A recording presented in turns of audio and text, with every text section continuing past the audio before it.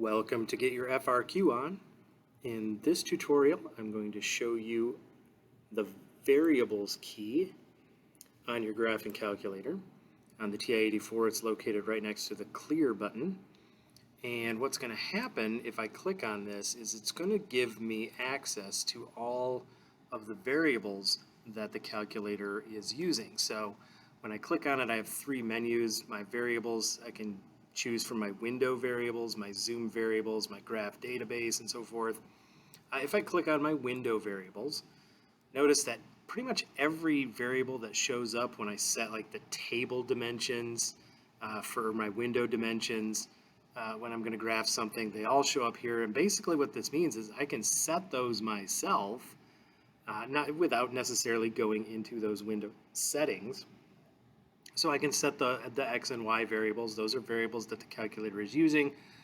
So you can set those. You can set them during program flow if you're writing programs, just to help ease graphing images that you're generating through programs so that you don't have to go back in there and say, oh, well, this doesn't show up quite right. Let me fix it.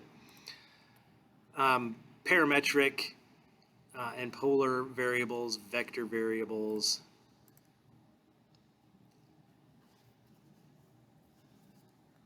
and sequences and things like that. So the variables key gives us access to all of those things. And the reason that this is in fact beneficial is one of the things that I like to do and take advantage of is this Y variables. Right? So if I go to Y variables, notice I can choose Y variables that are defined as functions, parametric functions, or polar functions. I can turn them off, whatever. I can also choose colors. I'm going to use Y variables. And so what I'm going to do to show what this does is I'm going to go to my y equals editor, and I'm just going to enter some function, 2x minus 5. All right, so quit that. And one of the nice things about the variables key here and using it for functions is I can treat these functions as if it was function notation. So I've got a function defined in y1, and I just want to evaluate that function at, say, 7. Right, so I can do y1 of 7 using typical function notation, and it turns out that it's 9. And then something else that's really powerful here is I can actually use these variables, the y1 variables, along with the store key, which is right here. And I can set the different functions to be whatever I want directly from the home screen. I don't actually have to go into my y equals editor. There is one catch to this. We are setting each function to be a string of characters.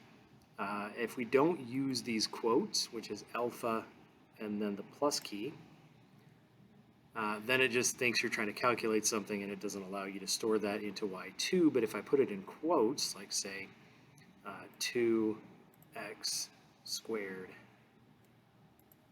minus 1, close the quote, and then I click store, then I go back to variables, y variables, function, and I'm going to set this into y2.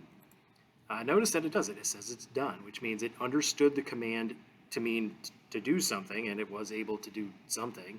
Might not be what you expected, but it did do something.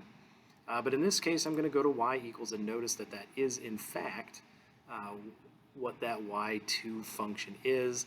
And then if I click on the graph button, you'll notice it does graph them, so it does behave appropriately as a function.